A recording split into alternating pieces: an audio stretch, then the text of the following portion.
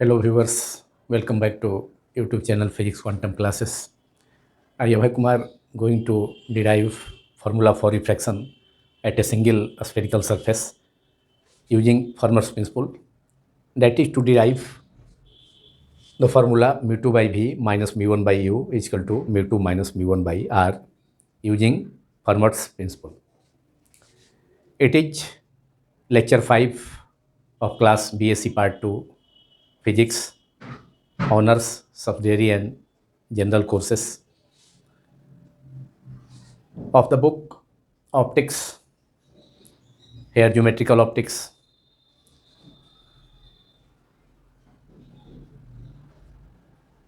इस वीडियो में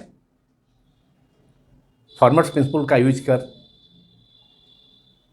single spherical surface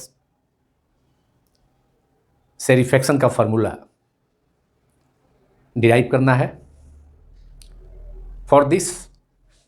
suppose A B a single spherical surface, that is here convex surface, separating two media of refractive medium 1 and medium 2 of refractive indices mu1 and mu2 respectively. Let r be the radius of curvature of the spherical surface and p its pole. X dash is the principal axis passing through its pole. इस formula को derive करने के लिए एक single spherical surface, यहाँ convex surface है, उत्तल पृष्ठ है, गोलीय पृष्ठ ए बी, जो कि mu1 तथा mu2 अपर्तनांक वाले दो माध्यमों को अलग करता है. कौन? ये single spherical surface A B जिसका पोल पी तथा radius of curvature capital R है, सी इसका सेंटर ऑफ कर्वेचर है.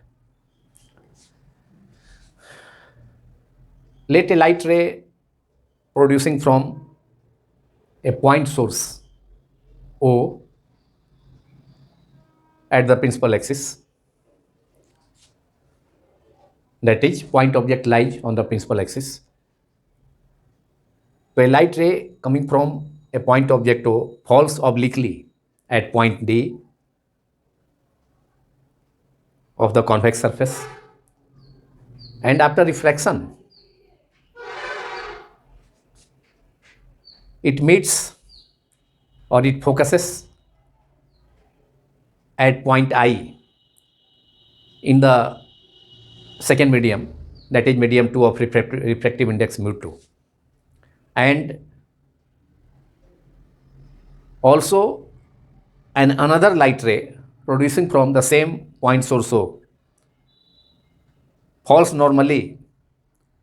on the convex surface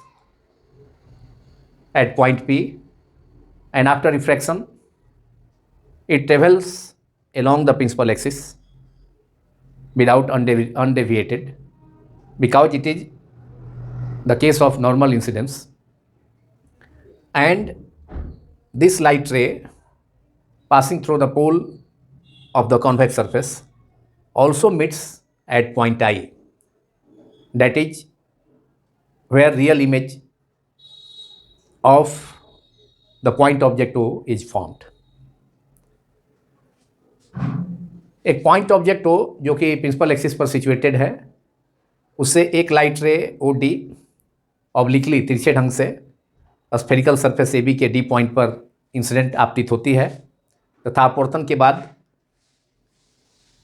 यह लाइट रे प्रिंसिपल एक्सिस के आई पॉइंट पर दूसरे माध्यम में मीडियम 2 में, जिसका रिफ्रैक्टिव इंडेक्स mu2 सपोज किया गया है, तो उस मीडियम के सेकेंड मीडियम में light ray, refracted light ray from the spherical surface A B, वो आई पर फोकस होती है, जबकि दूसरी प्रकाश किरण उसी बिंदु स्रोत, उसी पॉइंट ऑब्जेक्ट ओ से प्रोड्यूस होकर के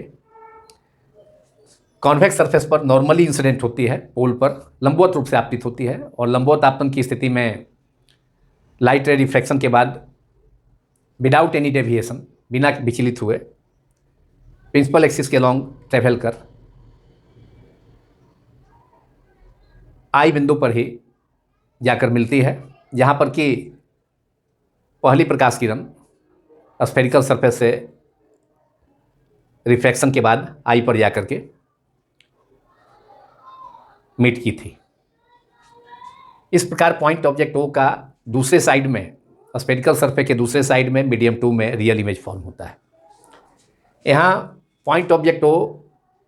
पोल के कॉन्वेक्स सरफेस, स्फेरिकल सरफेस के पोल के लेफ्ट साइड में है। तो न्यू साइन कन्वेंशन से ये जो distance P O object distance है, यहाँ हमने यू यहाँ पर रिप्रेजेंट किया है, लेकिन न्यू साइन कन्वेंशन का यूज करने पर माइनस यू होगा। हम लास्ट में फार्मूला में न्यू साइन कन्वेंशन का यूज करेंगे। अभी इस ऑब्जेक्ट डिस्टेंस को यू, इमेज डिस्टेंस को भी प्लस भी और रेडियस ऑफ कर्वेचर को P C equal to radius of curvature को आर सिंबल से डिनोट करते हुए अभी न्यू साइन कन्वेंशन का यूज अभी नहीं किया जा रहा है, लास्ट में इसका यूज किया जाएगा। अभी केवल सिंबल ऑब्जेक्ट डिस्टेंस के लिए यू, रेडियस ऑफ कर्वेचर के लिए P C equal to R तथा इमेज डिस्टेंस के लिए पी आई इक्वल टू भी का उपयोग किया जाता है। So we have P O equal to, P O object distance हो गया, P O equal to object distance इसका symbol u, P C radius of curvature है, स्फेरिकल सरफेस के पोल से उसके सेंटर ऑफ कर्वेचर का डिस्टेंस है, जिसको हम कहते हैं रेडियस ऑफ कर्वेचर, पोल से सेंटर ऑफ कर्वेचर का डिस्टेंस। ये रेडियस ऑफ कर्वेचर है स्फेरिकल सरफेस का, रेडियस ऑफ कर्वेचर, और ये पॉजिटिव होगा साइन कन्वेंशन से, लेकिन यहाँ पर केवल हम इसका सिंबल कैपिटल आर यूज कर रहे हैं अभी। And P I image form होता है कहाँ पर, प्रिंसिपल एक्सिस के पॉइंट आई पर सेकेंड मीडियम में,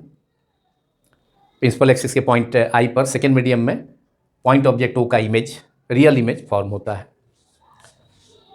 P I equal to image distance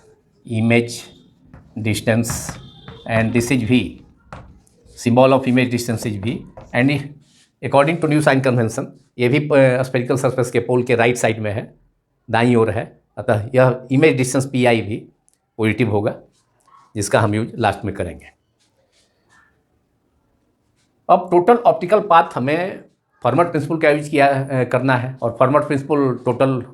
optical path covered by the light after refraction और रिफ्लेक्शंस। तो हमें total optical path covered by the light after refraction in this case मालूम करना है। Now total optical path covered by the light along ODI, that is from point O to point I. So total optical path covered by the light ray in traveling from point object O to another point I where its image is formed. So total optical path covered by the light ray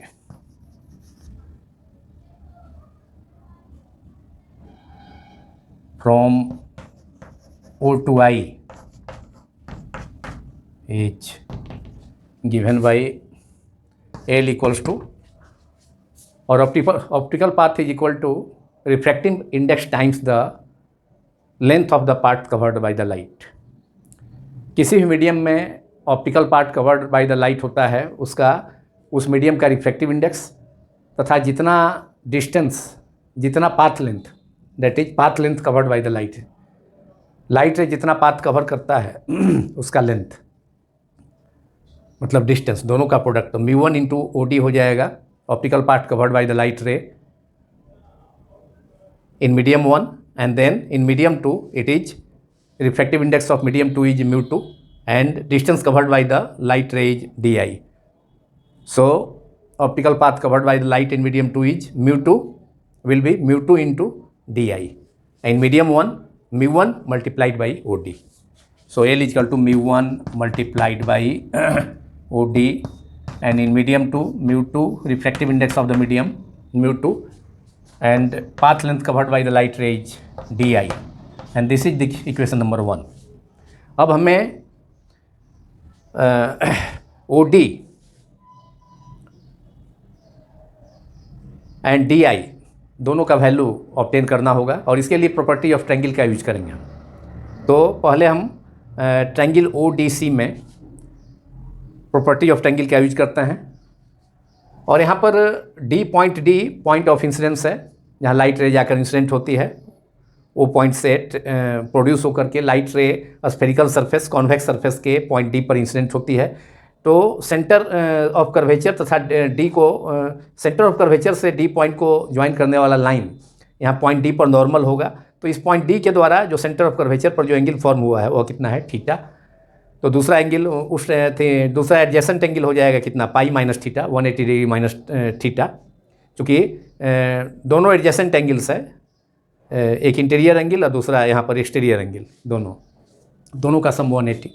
so now for OD in triangle ODC, using property of triangle, in triangle ODC we have OD square equals to, we have OD square equals to OC square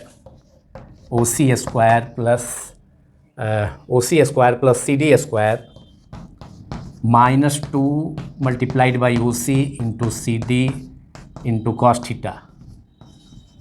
theta. यहाँ C पर जो angle form हुआ है D point के द्वारा, तो उसका cosine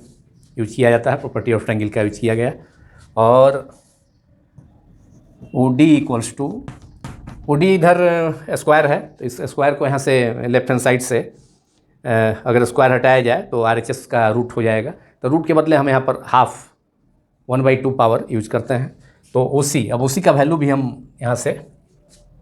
OC का वैल्यू भी रख लिया जाए, तो OC equal to OP plus PC, that is U plus R। तो OC का वैल्यू हो गया U plus R square whole square plus CD अगर D पॉइंट P के क्लोज होगा तो उस सिचुएशन में CD equal to PC, CD का वैल्यू रेडियस ऑफ कर्वेचर के इक्वल होगा अगर D पॉइंट P के क्लोज है। तो यहाँ पर CD के जगह पर यूज किया गया R minus 2 OC equal to OC equal to again OP plus PC, U plus R multiplied by CD is R into cos theta, और ये पावर हाफ हो गया है, पावर हाफ, रूट की जगह पर पावर हाफ हमने यूज किया। तो OD का वैल्यू निकल गया, OD path covered by the light producing from point object O lies on the principal axis to point D where it falls on the spherical surface. So this distance OD covered by the light ray is its path length, that is path covered by the light। और optical path क्या हो गया, mu1 multiplied by OD। तो OD path covered by the light ray in medium 1 है, तो उसका value हमें obtain कर लिए। अब इसी ढंग से हम ये दिस इज इक्वेशन नंबर 2। अब हम इसी ढंग से ट्रायंगल IDC में DI का वैल्यू ऑब्टेन कर सकते हैं। Now in triangle, again using property of triangle, in triangle small triangle IDC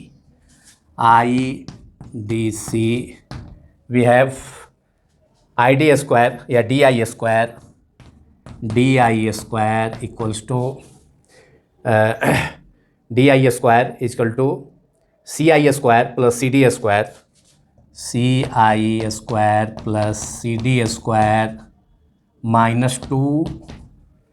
into CI multiplied by CD। यहाँ पर कॉस कितना हो जाएगा, यहाँ पर ये एंगल कितना है, angle ICD equal to pi minus theta, 180 degree minus theta, cos 180 degree minus theta ऊपर वाला इक्वेशन 2 है cos 180 degree minus theta. Therefore now we have D I. अब डी आई स्क्वायर, इधर लेफ्ट हैंड साइड से square हटाएंगे तो R H S में फिर रूट हो जाएगा, रूट के बदले में पावर हाफ यूज करेंगे। अब सी आई हम लिख सकते हैं C I equal to P I minus P C. और पी आई क्या है? इमेज डिस्टेंस है पोल से, स्फेरिकल सरफेस के पोल से इमेज का पॉइंट, इमेज आई का डिस्टेंस इमेज डिस्टेंस हो गया। तो P I minus P C equal to C I. तो पी आई इज भी और P C equal to R, that is C I equal to v minus R square plus C D. C D is again R, C D equal to P C, that is R square minus 2 into और cos 180 minus theta equal to minus cos theta. तो minus या minus plus कर देते हैं, सीधे इसको plus कर दिया जाए। Cos 180 minus theta equal to minus cos theta, minus पहले से है। और C I is again P I minus P C, that is v minus R multiplied by C D equal to R cos theta. Cos 180 degree minus theta minus cos theta, minus कर दिए हैं, minus minus plus कर दिया गया है। यहाँ पहले ही इसको माइनस साइन इसका यहाँ पर ला करके plus,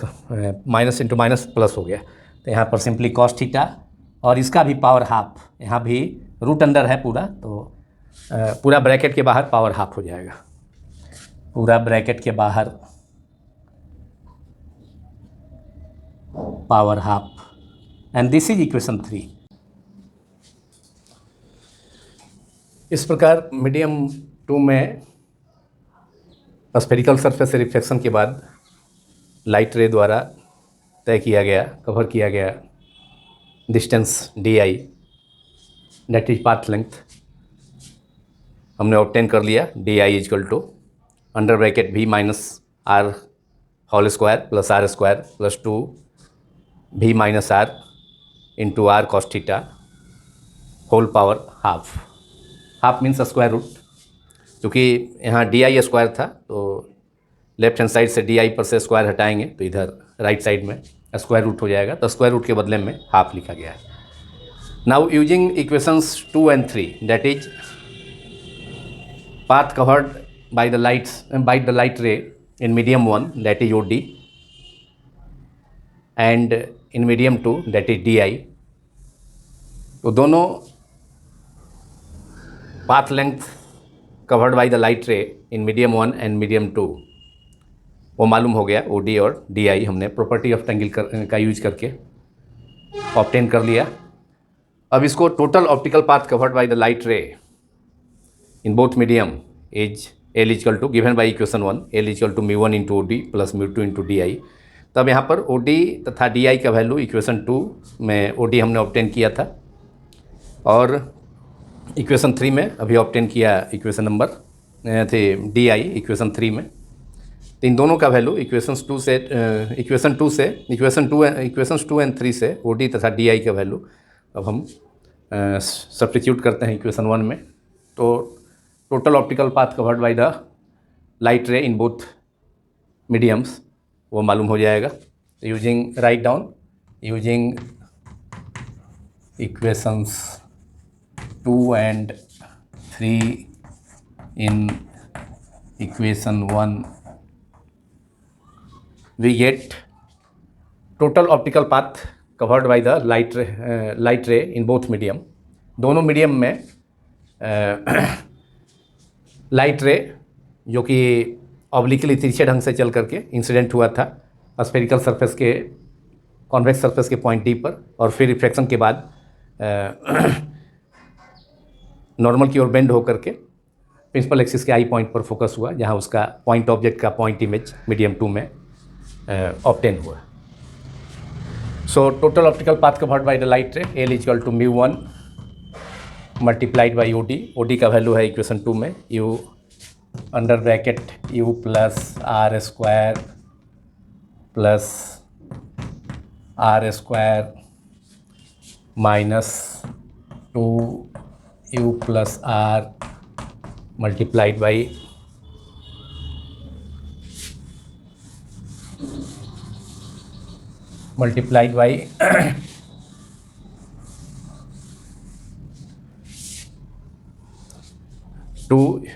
multiplied by u plus R multiplied by R cos theta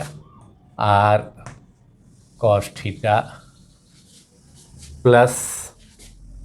यहाँ लिखते हैं नीचे म्यू2 का वैल्यू डी आई का value optical path covered by the light ray in medium 2 is refractive index of the second medium mu two times the path covered by the light ray that is D I. तो plus mu two multiplied by under bracket यहाँ है D I का value v minus R whole square plus R square plus 2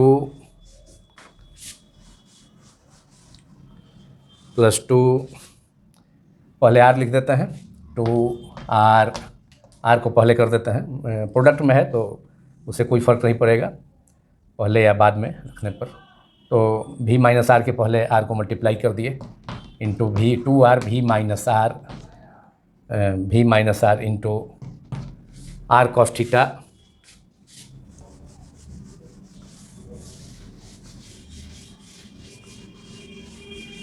into R cos theta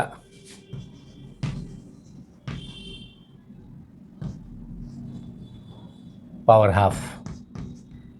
This is equation number 4. Now using Fermat's principle of extremum path, so for total path L to be either maximum or minimum or extremum, तो for maximum and minima we know that dy by dx is equal to 0। तो यहाँ पर path length L का value change होने से theta का value भी change होगा, तो थीटा चेंज होगा एल के अनुसार। Therefore using Fermat's principle of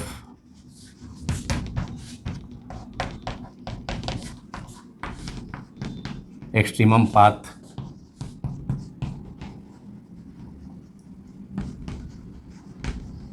we have D L upon D theta.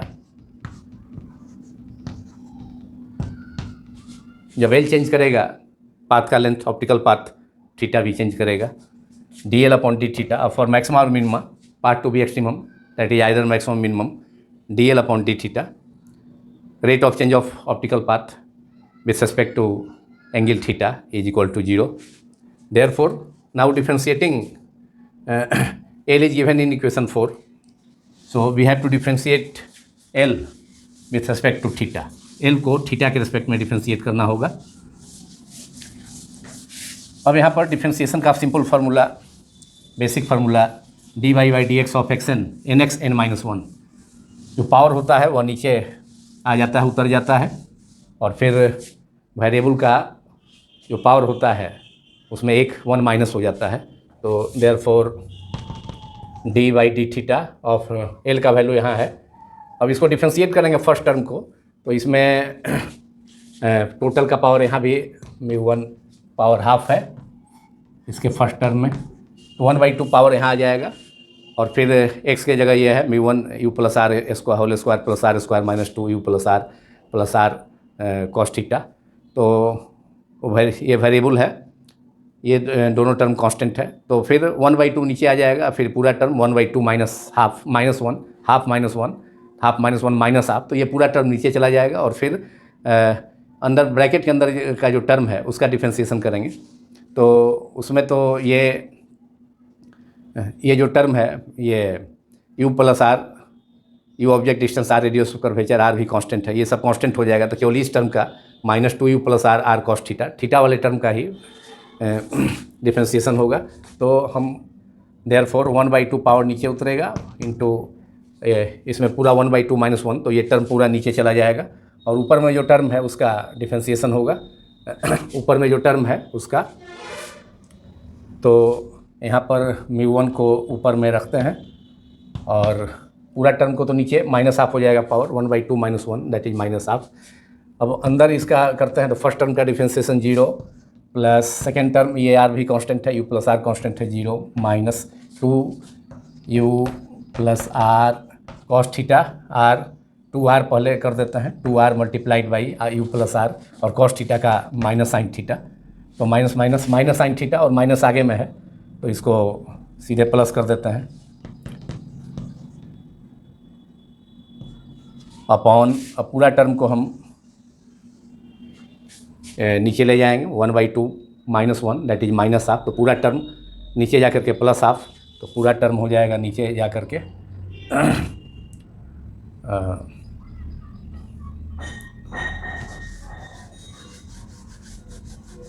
हम μ1 पहले लिख देते हैं, उसके बाद 1/2 और पूरा टर्म नीचे चला जाएगा, तो ये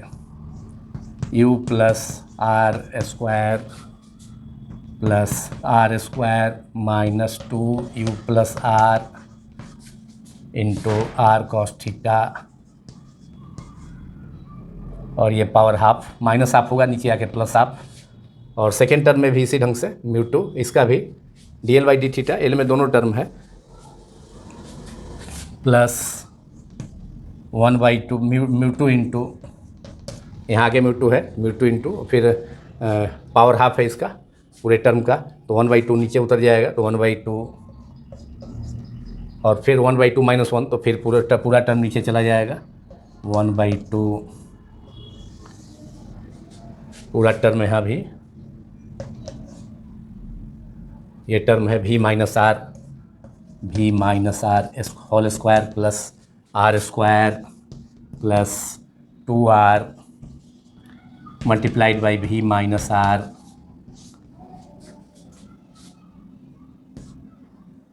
cos theta.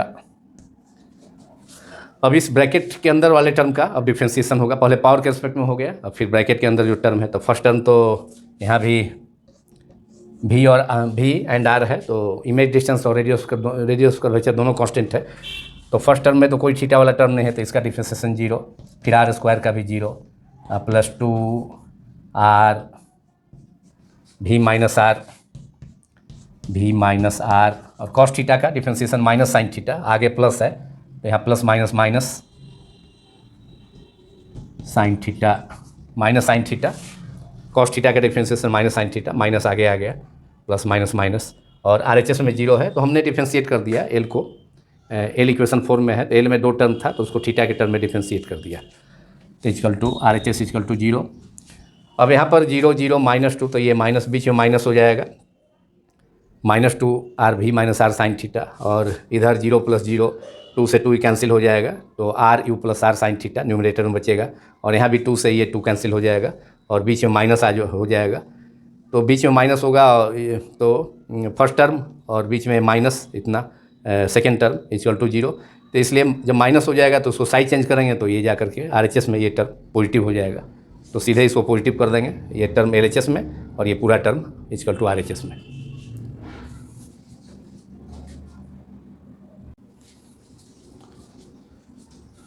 Now we have in LHS μ1 2 से ये 2 कैंसिल हो जाएगा, तो न्यूमरेटर में μ1 और μ1 मल्टीप्लाइड बाई 0 + 0 और थर्ड टर्म है, इसको ऐड करेंगे तो यही टर्म रहेगा 2r u plus R sine theta, यहाँ 1/2 है, 2 से 2 कैंसिल हो जाएगा, तो न्यूमरेटर में μ1 r u प्लस आर 2 से 2 कैंसिल हो गया, सीधे direct u plus R into sine theta, और डिनोमिनेटर में पूरा term u plus under bracket u plus R whole square plus R square minus 2u plus R 2r u plus R को पहले यहाँ लिख देते हैं, multiplied by u plus R cos theta, और ये पावर हाफ है 1/2। अब यहाँ पर ये माइनस साइन आगे है, कॉस थीटा का डिफ्रेंसिएशन माइनस साइन थीटा, तो 0 + 0 माइनस इतना में 2r v minus R into sine theta, तो केवल -2r v minus R sine theta बचेगा, तो उस सिचुएशन में, और आगे प्लस साइन है, तो प्लस माइनस माइनस, तो भी यहाँ पर माइनस साइन हो जाएगा। इसको साइड चेंज करेंगे तो second term right hand side में जाके पॉजिटिव हो जाएगा। तो सीधे इसको RHS में ले जाते हैं माइनस साइन बीच में होने के कारण। तो ये होगा, फिर यहाँ पर 2 से 2 डिनोमिनेटर का 2 और न्यूमरेटर का 2 कैंसिल हो जाएगा। तो न्यूमरेटर में μ2 into R into V minus R sine theta upon, और डिनोमिनेटर में V माइनस R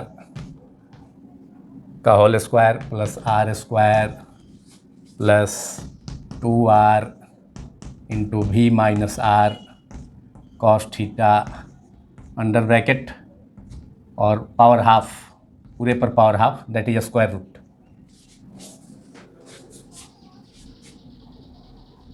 अभी theta is small, if equation number 5,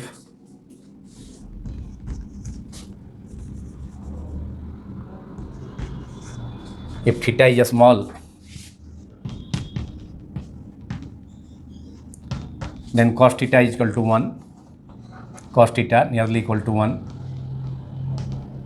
तो यहाँ भी cos theta, जहाँ जहाँ cos theta का टर्म है, और यहाँ साइन थीटा से साइन थीटा दोनों साइड में कैंसिल हो चुका है। तो cos theta is equal to 1, therefore above equation becomes, using this approximation, cos theta is equal to 1 for a small value of theta, we have μ1 multiplied by, यहाँ से R भी cancel हो गया दोनों साइड में। So above equation becomes μ1 u plus R। अब यहाँ नीचे देखा जाए u प्लस R का होल स्क्वायर, तो u square plus 2ur plus R square, a plus b के होल स्क्वायर के फॉर्म में है, प्लस R स्क्वायर, और यहाँ पर माइनस 2R और cos थीटा 1 हो गया। तो ये एक स्टेप और, इसको u plus R square that is u square plus 2ur plus R square plus R square minus 2। अब R को ब्रैकेट यहाँ पर हटा देते हैं, तो 2R से मल्टीप्लाई करना पड़ेगा दोनों टर्म को। तो 2ur आगे माइनस है, तो यहाँ भी बीच में प्लस है, तो plus minus minus, minus 2R square, यहाँ cos थीटा इक्वल टू 1 हो गया, 2R square power half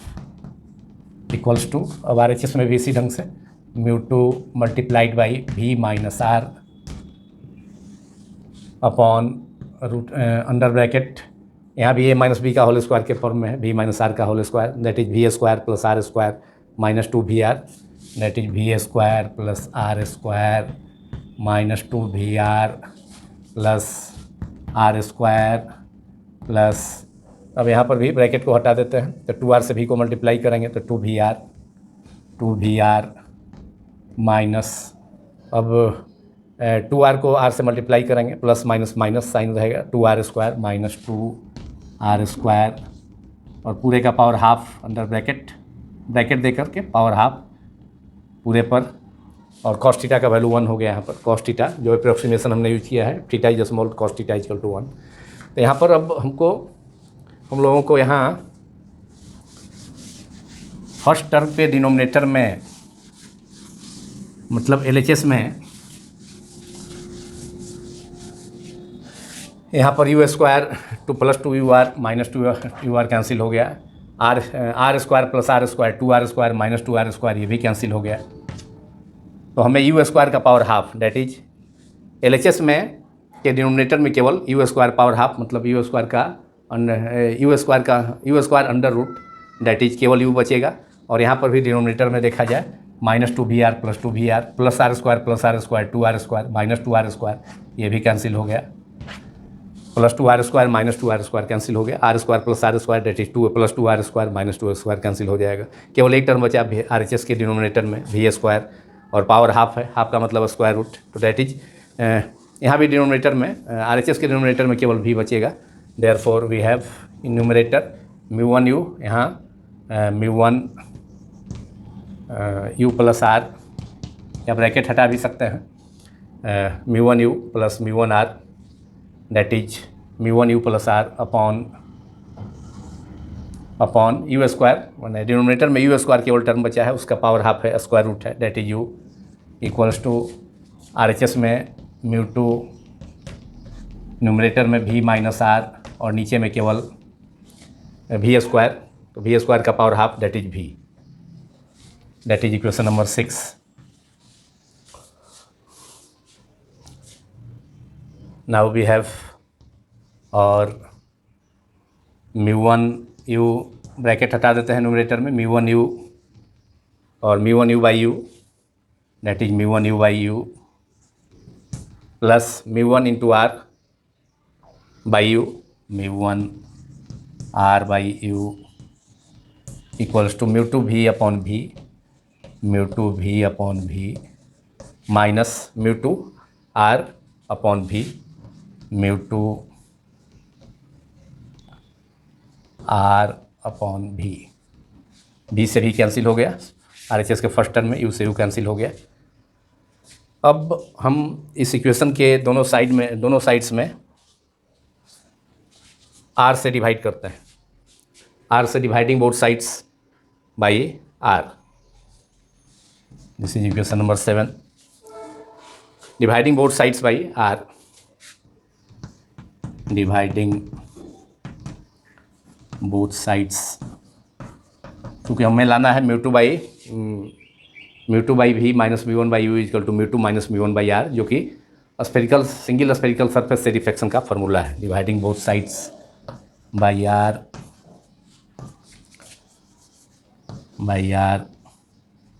we have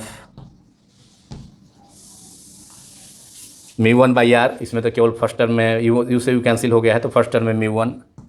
mu1 by r plus second term में r से डिवाइड करेंगे, mu1 r upon r into u, अब first term में कर ही दिए r से डिवाइड, और इक्वल्स टू अब RHS के सेकेंड टर्म में b से भी कैंसिल, तो केवल mu2 है, तो mu2 upon r minus,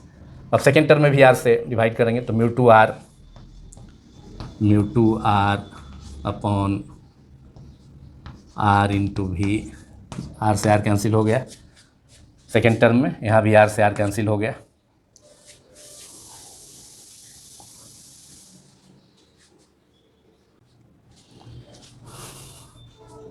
now we left with mu1 by r plus mu1 by u left hand side में, after dividing equation 7 by both sides by r, we have mu1 by r in first term, mu1 r से r cancel हो गया है, तो mu1 by u second term में, और RHS के first term में mu2 upon r, first term of RHS is mu2 by r and second term is, अब यहाँ सेकेंड टर्म में r से r न्यूमरेटर में कैंसिल हो गया है, तो mu2 upon v, this is equation number 8। Now using new sign convention, मैंने शुरू में ही कहा था कि न्यू साइन कन्वेंशन का यूज लास्ट में किया जाएगा, अब समय आ गया है न्यू साइन कन्वेंशन का यूज करने का। जो हमने डायग्राम स्केच किया था उसमें भी इमेज डिस्टेंस और रेडियस ऑफ कर्वेचर दोनों convex spherical surface, single spherical surface के राइट साइड में थे, राइट साइड में स्केच किया गया था, तो ये दोनों पॉजिटिव हो जाएगा। जबकि यू ऑब्जेक्ट कहाँ था, ऑब्जेक्ट था मीडियम 1 में, that is left to the pole of the convex surface, spherical surface. Spherical surface AB का पोल P के लेफ्ट साइड में ऑब्जेक्ट था, point object O, therefore object distance is opposite to the direction of incident light. Direction of incident light is left to right, while this distance, object distance is measured from right to left. पोल से left है, इसलिए ये distance U negative होगा, जबकि R तथा भी positive होगा। Now using new sign convention in above equation, that is in equation 8, we have mu1 R radius of curvature spherical surface के पोल के राइट साइड में है, इसलिए पॉजिटिव होगा, प्लस आर प्लस म्यू 1, लेकिन यू पोल के left side में है, spherical surface A B convex surface के पोल के लेफ्ट साइड में है, so u is negative, minus u equal to mu 2, again R is positive, minus, और इमेज भी पोल के इमेज आई भी फॉर्म हुआ है तो स्फेरिकल सरफेस के पोल के राइट साइड में ही, तो यहाँ पर भी इमेज डिस्टेंस भी positive, therefore we have mu 1 by R minus mu 1 by u equal to mu 2 by R minus mu 2 by v. अब म्यू 2 बाई भी निगेटिव है, RHS में है, सेकेंड ये RHS के सेकेंड टर्म में है, इसको LHS में ले आते हैं, और यहाँ म्यू 1 बाई यू निगेटिव है, इसको LHS में ही रहने देंगे, और म्यू 1 बाई आर जो टर्म है, आर का टर्म एक और है म्यू 2 बाई आर RHS में, तो इस फर्स्ट टर्म को LHS के फर्स्ट टर्म को mu 1 by R upon R को RHS में ले जाएंगे, और RHS के सेकेंड टर्म को LHS में ले आएंगे, और देयरफॉर वी हैव और आर म्यू 2 अपॉन भी, सेकेंड टर्म को LHS में ले आए, म्यू 2 अपॉन भी, और यहाँ से first term minus mu 1 by you, इसको LHS में ही रहने देते हैं, सेकेंड टर्म को LHS के सेकेंड टर्म को LHS में ही रहने देते हैं, और अब LHS के फर्स्ट टर्म को RHS में ले जाते हैं, आर वाला टर्म है, इधर भी आर का टर्म है, तो mu 2 by R minus mu 1 by R, that is R LCM हो जाएगा RHS में जाने पर, तो mu 2 minus mu 1 upon R, and this is equation number 9, which is final expression. This is the required formula, that is formula for refraction at a single spherical surface. This is the required formula, that is formula for refraction at a single spherical surface, जिसको हमने obtain किया, इसे हम लोगों ने class 12 में भी obtain किया था, लेकिन वहाँ ज्योमेट्री की हेल्प से और स्नेल्स लॉ के हेल्प से, लेकिन यहाँ पर किसके हेल्प से यूज किया, ऑब्टेन किया, यहाँ ऑब्टेन किया गया फर्मर्स प्रिंसिपल के हेल्प से। This is the formula for required formula, that means the formula for refraction at a single spherical surface,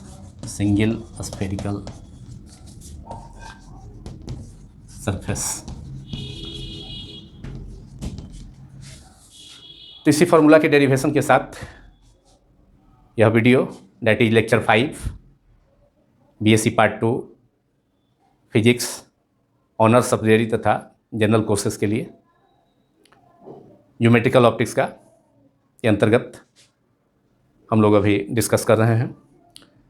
ये समाप्त होता है। और साथ ही फॉर्मर्स प्रिंसिपल से रिलेटेड, मतलब फॉर्मर्स प्रिंसिपल का 3 एप्लीकेशंस को हम लोगों ने डिस्कस किया, वो भी समाप्त होता है। अब नेक्स्ट वीडियो में हम लोग डिराइव करेंगे थिक लेंस फार्मूला, जो कि एक और काफ़ी इम्पॉर्टेंट टॉपिक है, जो डिफरेंट यूनिवर्सिटीज़ के पार्ट 2 BSc पार्ट 2 फिजिक्स के ऑनर्स सब्सिडियरी तथा जनरल कोर्सेज के पेपर्स में पूछे जाते हैं। तो थिक लेंस फार्मूला को हम लोग डिराइव करेंगे नेक्स्ट वीडियो में। यदि यह वीडियो आपको पसंद आया हो तो इसे लाइक करें, दूसरों से शेयर करें, और यदि चैनल को पहली बार देख रहे हैं तो सब्सक्राइब करना भी ना भूलें, या यदि अभी तक आपने चैनल को सब्सक्राइब नहीं किया है तो ऊपर भी इसे सब्सक्राइब कर लें, क्योंकि सब्सक्राइब करने के बाद वीडियो को यूट्यूब में अपलोड करने के साथ ही आपके पास वीडियोज का इन्फॉर्मेशन इमीडिएटली मिल जाएगा। Thank you very much.